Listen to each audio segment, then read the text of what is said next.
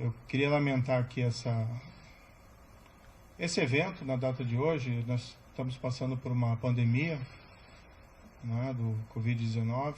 Ontem, uma informação lamentável de 407 óbitos, 3.313 óbitos no total.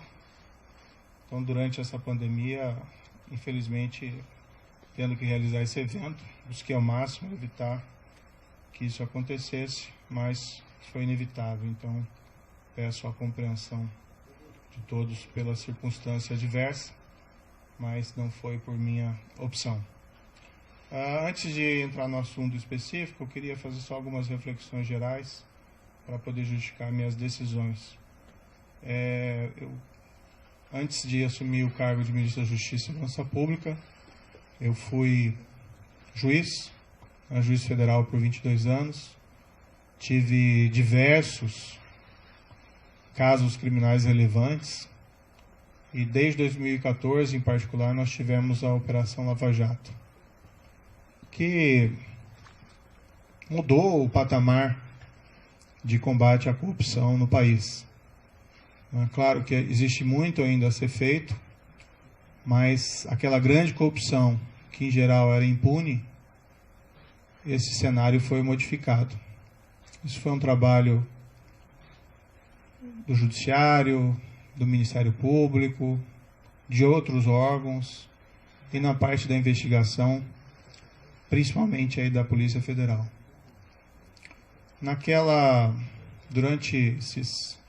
Desde 2014, né, na Lava Jato, a gente sempre tinha uma preocupação constante de uma interferência do Executivo nos trabalhos da investigação, e isso poderia ser feito de diversas formas: troca do diretor-geral, assim que houvesse causa, troca do superintendente. Tivemos, no início da Lava Jato, o superintendente Rosalvo Ferreira, que convidei aqui para o Ministério, fazendo um grande trabalho. Depois, sucedido pelo superintendente Valeixo, também nomeado diretor-geral da Polícia Federal, fazendo também um grande trabalho. Houve essa substituição, na época foi pela aposentadoria do Dr. Rosalvo. E, enfim, foi garantida a autonomia da Polícia Federal, durante esses trabalhos lá de investigação. É certo que o governo da época tinha inúmeros defeitos, aqueles crimes gigantescos de corrupção que aconteceram naquela época, mas foi fundamental a manutenção da autonomia da PF para que fosse possível realizar esse trabalho, seja de bom grado ou seja pela pressão da sociedade. Essa autonomia foi mantida, isso permitiu que os resultados fossem alcançados. Isso é até um ilustrativo da importância de garantir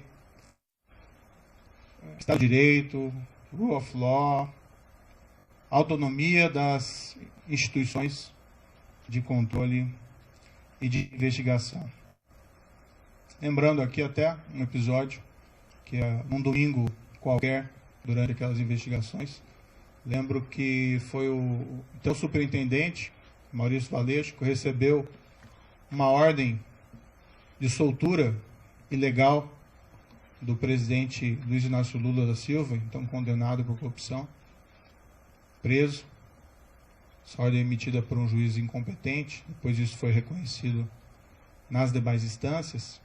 Foi graças à autonomia dele e ao sentimento da necessidade de cumprimento do dever que ele comunicou às autoridades judiciárias e foi possível rever essa ordem de prisão ilegal antes que ela fosse executada, a demonstrar o empenho dessas autoridades e da importância da autonomia das organizações de controle. No final de 2018, isso é uma história um pouco repetida, eu recebi convite do então eleito presidente da República, Jair Bolsonaro, e isso eu já falei publicamente diversas vezes.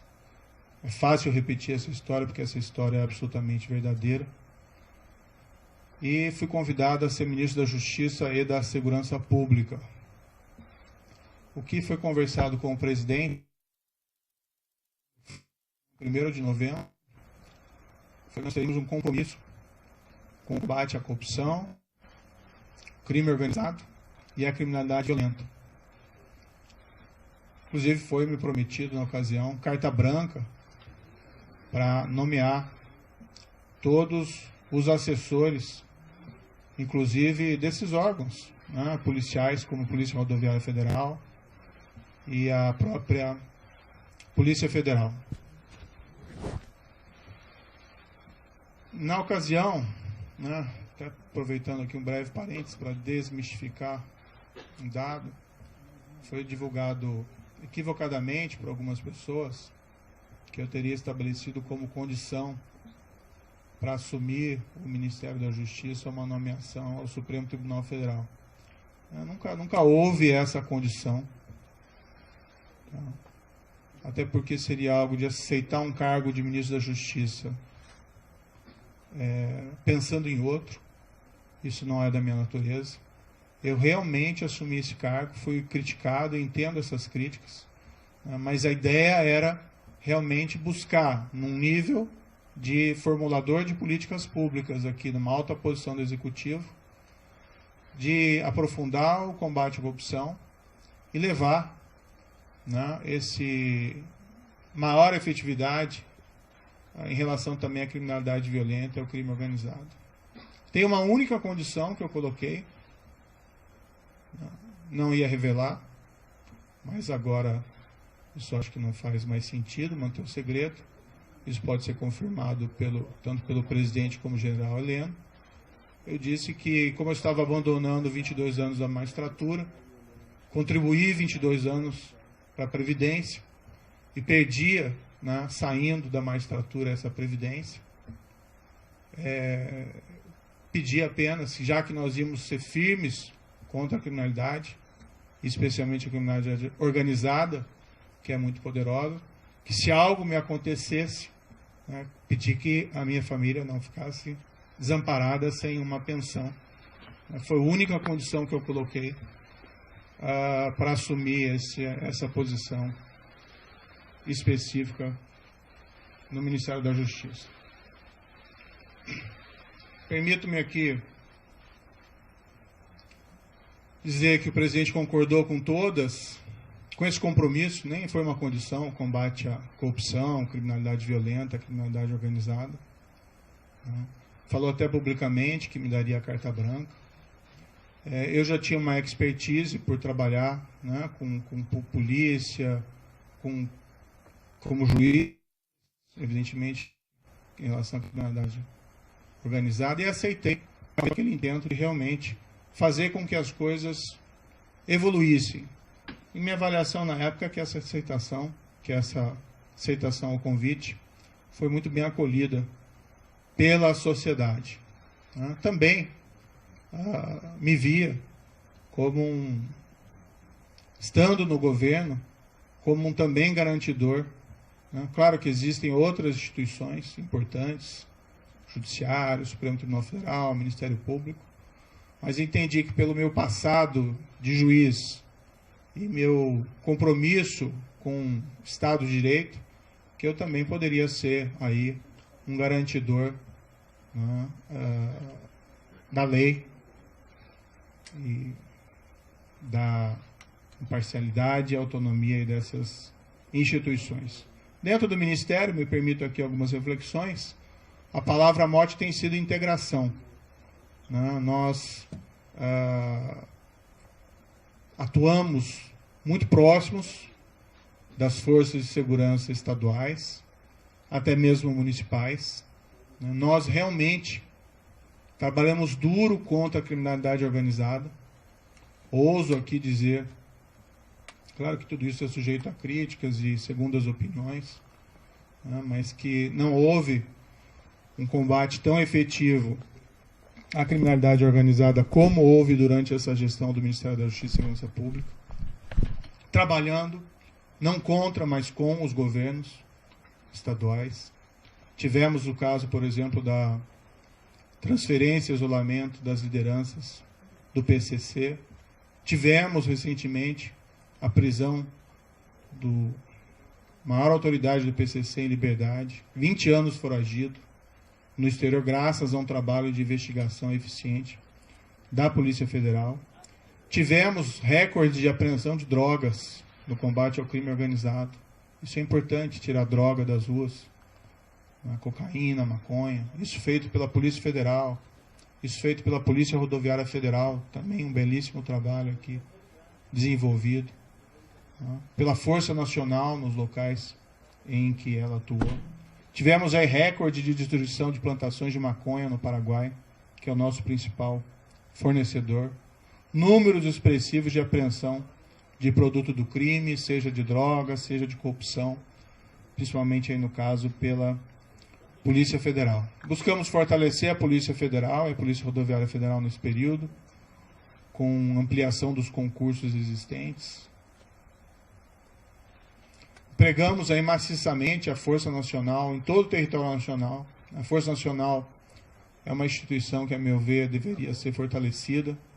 Nós estamos lá defendendo no Congresso Nacional uma emenda à Constituição para tornar ela uma instituição prevista ali na Constituição, para que nós possamos ter, com o tempo, também um corpo próprio, sem prejuízo dos mobilizados, sem prejuízo dos requisitados do Estado, que nós queremos fortalecê-la.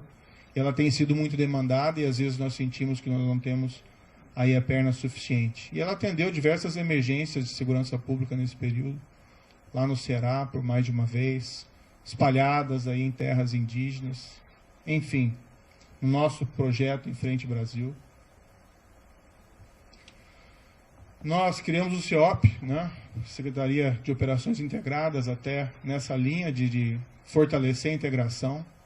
A CEOP desenvolveu um programa chamado Horus e Vigia, que é talvez um dos primeiros programas realmente efetivos aí para controle de fronteiras no nosso país, e trabalha em conjunto com as forças de segurança estaduais. Investimos em inteligência com os centros de fusão, estaremos trabalhando também em outras áreas. Várias outras áreas aqui do Ministério da Justiça também tiveram, a meu ver, um bom ganho de efetividade, área do consumidor, área de imigração, a Senajus, enfim, aqui é só um retrato, né? Queria fazer algumas justificativas. No momento, o Ministério da Justiça está voltado principalmente ao enfrentamento da pandemia. Isso prejudicou um pouco os planos em curso, embora eles continuassem. Mas estamos cuidando principalmente de IPI, vacinação, de atenção às forças de segurança, de coordenação, de se preocupar com o Plano Nacional de Segurança. Enquanto o COAF esteve no Ministério da Justiça, e eu não pedi que o COAF viesse, mas foi proposto que ele fosse colocado no Instituto do Ministério da Justiça, nós os fortalecemos. Depois ele acabou sendo transferido para outros órgãos. Até onde tem presente a estrutura fortalecida se manteve. Acho que isso é muito positivo. Também é um órgão de inteligência importantíssimo, que nós devíamos, inclusive, aumentar a sua estrutura e melhorar o seu funcionamento. Tivemos aí o projeto de lei anticrime, que foi a principal mudança legislativa, né, durante o nosso período de gestão. Várias alterações, facilitação também de venda de drogas. O DEPEN fez um trabalho também fantástico aqui no Ministério Público, também a Senad. Desculpe aqui um pouco cansativo todas essas reflexões. O projeto de lei anticrime poderia ter avanços maiores, infelizmente não foi aprovado em sua totalidade, mas ainda assim, na minha avaliação, ele representou um avanço. E eu lembro aqui, num dos primeiros projetos que nós fizemos no Ministério da Justiça, logo no início, foi uma campanha motivacional, né, para os servidores. E o tema era faça a coisa certa sempre. Então, esse sempre foi o mote, sempre foi a palavra, frase de ordem do Ministério da Justiça e da Segurança Pública. Faça a coisa certa, não importa as circunstâncias, arque com as consequências, isso faz parte. Acho que com tudo isso, nós conseguimos resultados expressivos, alguns deles eu já mencionei, como as questões de combate ao crime organizado, Mas nós tivemos, aqui permito-me dizer, uma redução expressiva da criminalidade, né, em 2019. Tudo bem, já tinha uma queda em 2018, mas em 2019 nós tivemos uma queda em percentuais sem precedentes históricos, né, menos 19% de assassinatos. Outros crimes também caíram percentualmente de maneira até mais significativa. Mais de 10 mil brasileiros deixaram de ser assassinados. Claro, né, é um resultado compartilhado com os estados, com os municípios, onde tem combate à violência, ninguém tem dúvida disso, ninguém quer invocar esse mérito específico de maneira exclusiva, até porque a proposta do Ministério da Justiça sempre foi integração. O que importa é o resultado, não quem leva a medalha no final. Mas é muito significativo, isso me deixa muito feliz, que nesse primeiro ano nós tivemos resultados assim tão positivos para a queda de violência, que era uma grande aspiração da população brasileira. Claro que temos ainda que melhorar muito esse cenário, mas, enfim, isso é um trabalho que é permanente e duradouro.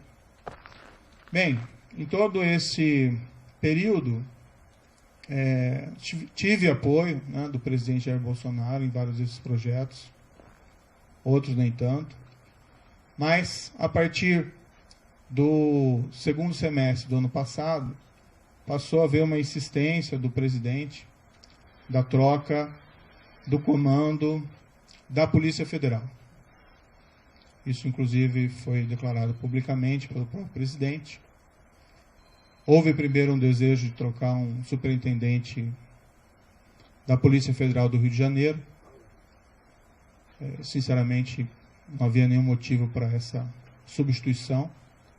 Mas conversando com o superintendente em questão, ele queria sair do cargo, né, por questões exclusivamente pessoais. Então, nesse cenário, acabamos concordando, eu e o diretor-geral, em promover essa troca, com uma substituição técnica, com uma substituição de um indicado pela polícia. Agora, tem que fazer uma referência bastante rápida, né? Eu não indico superintendentes da Polícia Federal. Tá? A única pessoa que eu indiquei na Polícia Federal foi o diretor, o Maurício Valeixo. Não é meu papel fazer indicações aí de superintendentes.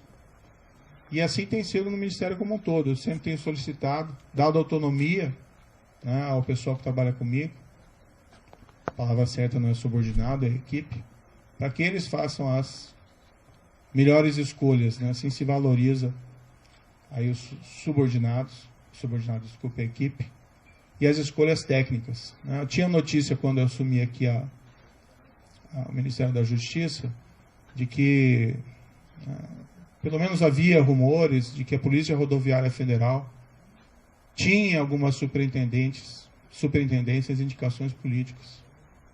Eu escolhi o diretor-geral, Adriano Furtado, está aqui presente. Ele pode ser testemunhar o que eu disse para ele na ocasião, que eu falei, escolha tecnicamente, né? O que não é aceitável de maneira nenhuma são essas indicações políticas.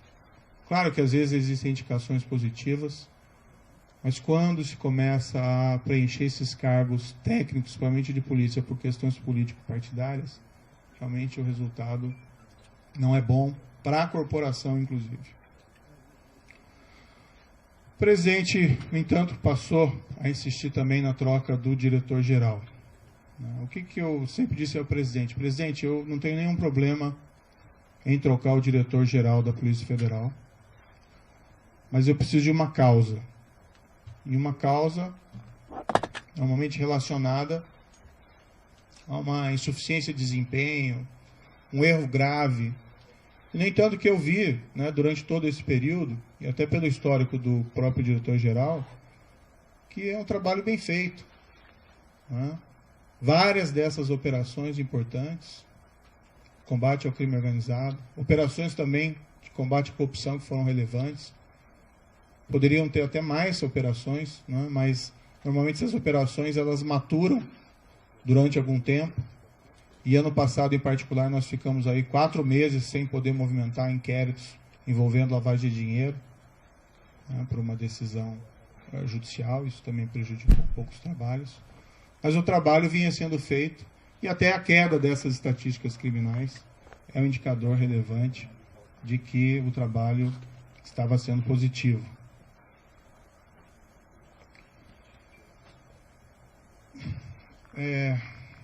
Não é uma questão do nome, né? Tem outros bons nomes para assumir o cargo de diretor da Polícia Federal, né? Há outros delegados igualmente competentes. O grande problema de realizar essa troca, primeiro, haveria uma violação de uma promessa que me foi feita inicialmente, que eu teria carta branca. Em segundo lugar, não haveria uma causa para essa substituição. E estaria claro que estaria havendo ali uma interferência política na Polícia Federal, o que gera um abalo na credibilidade. Não minha, mas minha também, mas também do governo, desse compromisso maior que nós temos que ter com a lei, com o Rule of Law, e ia ter impacto também, na minha opinião, na própria efetividade da Polícia Federal. Ia gerar uma desorganização. Não aconteceu durante a Lava Jato, a despeito de todos os problemas de corrupção dos governos anteriores. Houve até um episódio em que foi nomeado um diretor no passado com o intuito de interferência política e não deu certo, ficou pouco mais de 3 meses. A própria instituição, né, rejeitou essa possibilidade. E o problema é que nas conversas com o presidente, e isso ele me disse expressamente, que não é só a troca do diretor-geral, né? Haveria também a intenção de trocar superintendentes, novamente o superintendente do Rio de Janeiro, outros superintendentes provavelmente viriam em seguida, a superintendente da Polícia Federal de Pernambuco, sem que fosse me apresentado uma razão, uma causa para realizar esses tipos de substituições que fossem aceitáveis. Dialoguei muito tempo com o presidente, busquei postergar essa decisão, às vezes até sinalizando que poderia concordar no futuro, né, com essa possibilidade. E até num primeiro momento pensando, não, de repente pode ser feito, pode ser alterado, mas cada vez mais me veio a sinalização de que seria um grande equívoco realizar essa substituição. Ontem, né, eu conversei com o presidente, houve essa insistência do presidente, né, falei ao presidente que seria uma interferência política, ele disse que seria mesmo, né. Falei que isso teria um impacto para todos, que seria negativo. Mas, para evitar uma crise, né, durante uma pandemia, não tenho vocação aí para carbonário, muito pelo contrário, acho que o momento é inapropriado para isso. Eu sinalizei, então, vamos, né, substituir o Valeixo por alguém que represente a continuidade dos trabalhos, alguém com um perfil absolutamente técnico e que fosse uma sugestão minha também. Na verdade, nem minha, uma sugestão da própria Polícia Federal. Eu sinalizei com o nome do atual diretor executivo da Polícia Federal, Disney Rossetti. Eu nem tenho uma grande familiaridade com Disney Rossetti, mas é uma pessoa de carreira, de confiança. E como eu disse, essas questões não são pessoais, não são preferências pessoais. São questões que têm que ser decididas tecnicamente. Fiz essa sinalização, mas não obtive resposta. O presidente tem a preferência por alguns nomes que seriam da indicação deles. Eu não sei qual que vai ser exatamente a escolha, né? Foi ventilado o nome de um delegado que passou mais tempo no Congresso do que na ativa, na Polícia Federal. foi indicado, né, o sugerido nome do atual diretor da BIM, que tem até um bom nome dentro da Polícia Federal. Mas o grande problema é que não são tantos essa questão de quem colocar, o problema é por que trocar, né? E permitir que seja feita a interferência política no âmbito da Polícia Federal. O presidente me disse mais de uma vez, expressamente, que ele queria ter uma pessoa do contato pessoal dele, que ele pudesse ligar, que ele pudesse colher informações, que ele pudesse colher aí relatórios de inteligência, seja o diretor, seja o superintendente, e realmente não é o papel da Polícia Federal prestar esse tipo de informação. As investigações têm que ser preservadas, né? Imaginem se durante a própria Lava Jato, né, o ministro, o diretor-geral, o presidente, então presidente Dilma, né, o ex-presidente Luiz ficassem ligando para o superintendente em Curitiba para colher informações sobre as investigações em andamento. Então, a autonomia da Polícia Federal, né, como um respeito aí à autonomia da aplicação da lei, né, seja a quem for, isso é um valor fundamental que nós temos que preservar dentro de um Estado de Direito. O presidente me disse isso expressamente, né, ele pode ou não confirmar essas questões, mas, enfim, é algo que realmente eu não entendi apropriado. Então, o grande problema não é quem entra, mas por que alguém entra, né?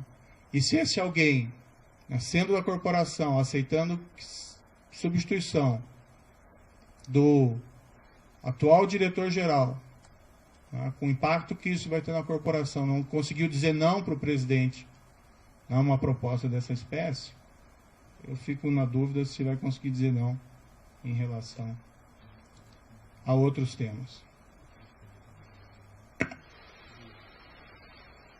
Há uma possibilidade que se afirme que o Maurício Valeixo gostaria de sair, né?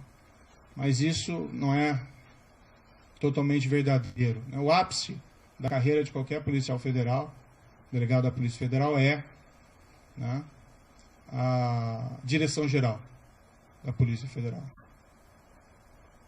E ele entrou com uma missão.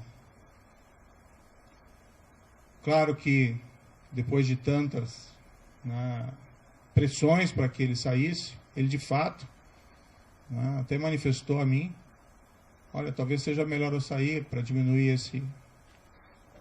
essa cisma, e nós conseguimos realizar uma substituição aqui adequada.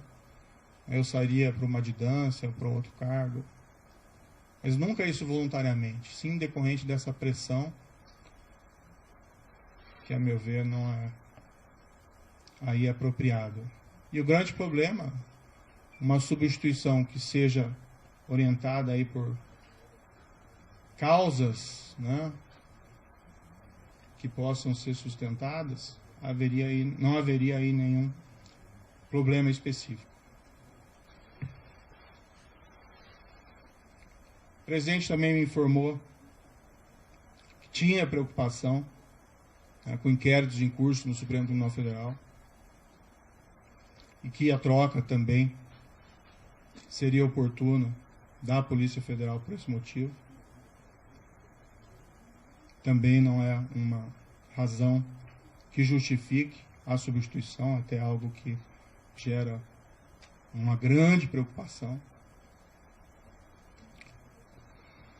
Enfim, eu, né, sinto que eu tenho o dever de tentar proteger a instituição, a Polícia Federal. E por todos esses motivos, eu busquei uma solução alternativa, para tentar evitar aí uma crise política durante uma pandemia. Acho que o foco deveria ser o combate à pandemia, mas entendi que eu não podia aí deixar de lado esse meu compromisso com o Estado de Direito. A exoneração que foi publicada, eu fiquei sabendo pelo Diário Oficial. pela madrugada. Eu não assinei esse decreto. Em nenhum momento isso foi trazido, em nenhum momento o diretor-geral da Polícia Federal apresentou um pedido formal de exoneração. Depois ele me comunicou que ontem à noite recebeu uma ligação dizendo que ia ser exoneração a pedido e se ele concordava, né? Ele disse, como é que eu vou concordar com alguma coisa? Eu vou fazer o quê, né?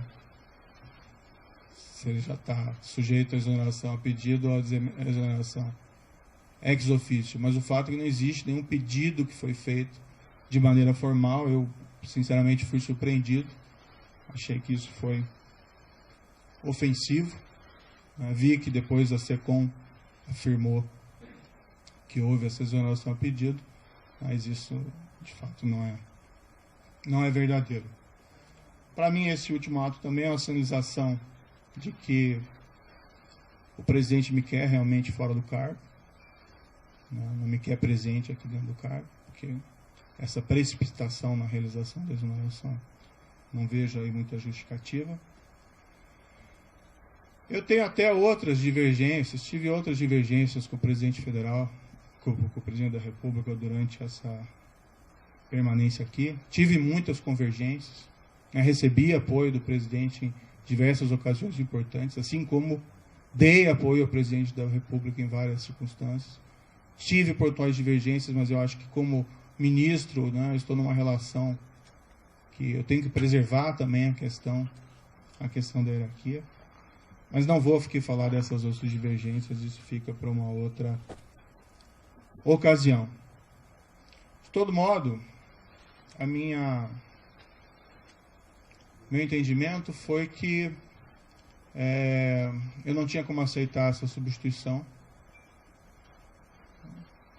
Há uma questão envolvida também da minha biografia como juiz, de respeito à lei, ao Estado de Direito, à impessoalidade, no trato das coisas do governo. E eu vivenciei isso durante a Lava Jato. Seria ali um tiro da Lava Jato se houvesse substituição de delegados, superintendentes naquela ocasião. Então eu não me senti confortável. Tenho que preservar a minha biografia, mas acima de tudo eu tenho que preservar o compromisso, que foi o compromisso que eu assumi inicialmente com o próprio presidente, que nós seríamos aí firmes no combate à corrupção, crime organizado e criminalidade violenta. E um pressuposto necessário para isso é que nós temos que garantir aí o respeito à lei, a própria autonomia da Polícia Federal contra interferências políticas. Certo, o presidente indica, ele tem essa competência, ele indica o diretor-geral, mas ele assumiu um compromisso comigo inicial de que seria uma escolha técnica, que eu faria essa escolha, e o trabalho vem sendo realizado.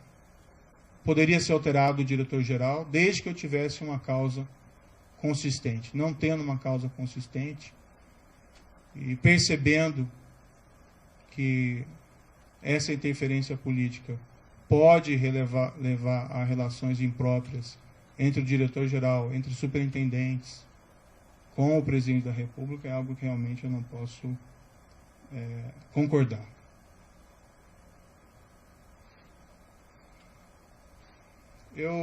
Um pouco sobre o futuro, De todo modo, eu agradeço ao presidente da República a nomeação que me foi feita lá atrás. Acho que nós tínhamos um compromisso, eu fui fiel a esse compromisso. Acho que estou sendo fiel a esse compromisso no momento em que eu me encontro aqui dentro do Ministério da Justiça. No futuro, eu vou começar a empacotar minhas coisas e vou providenciar aqui o meu encaminhamento da minha carta de demissão. Eu, infelizmente, não tenho como persistir com o compromisso que assumi, sem que eu tenha condições de trabalho, sem que eu tenha condições de preservar a autonomia da Polícia Federal para realizar os seus trabalhos, ou sendo forçado a sinalizar uma concordância como a interferência política na Polícia Federal, cujos resultados são imprevisíveis. Espero que, independente da minha saída, seja feita a escolha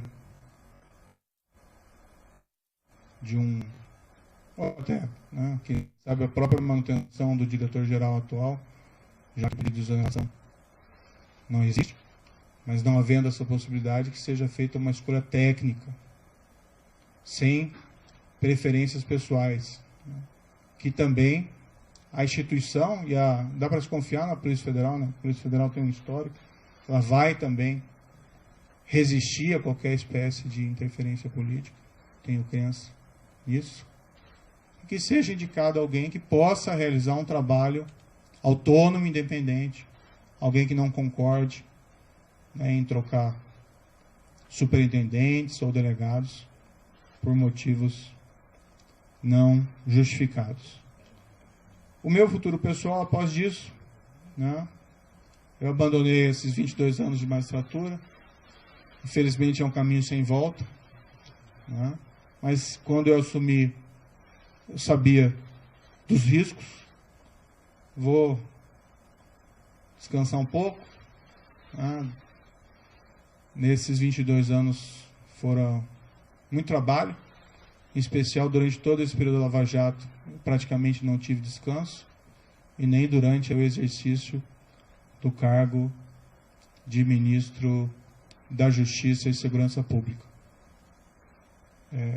Vou procurar, né, mais adiante um emprego, não enriqueci, né, no serviço público, nem como magistrado, nem como ministro, e quero dizer que, independentemente de onde eu esteja, eu sempre vou estar à disposição do país para ajudar, o que quer que seja, se eu puder ajudar nesse período da pandemia com outras atitudes.